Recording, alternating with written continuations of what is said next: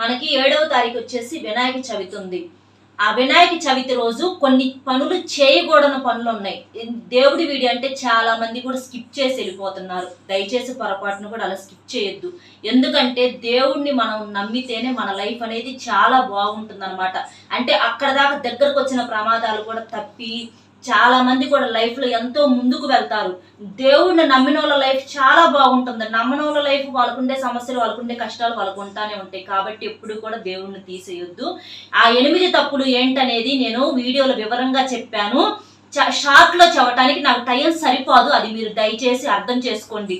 వినాయక చవితి రోజు పొరపాటును కూడా చేయకూడని ఆ 8 పనులు ఏంటనేది నేను మన ఇస్మార్ట్ టాక్స్ పేరు కింద వీడియో లింక్ ఇస్తున్నాను. అది నొక్కితే అందులో వివరంగా చెప్పాను. లింక్ ఓపెన్ చేయడం కుదరకపోతే ఇస్మార్ట్ టాక్స్ ఛానల్లో వీడియోస్ లోకి వెళ్ళి చూడండి. అందులో వివరంగా చెప్పాను. చాలా ముఖ్యమైన వీడియో. అసలు పొరపాటును కూడా అశ్రద్ధ చేయవద్దు.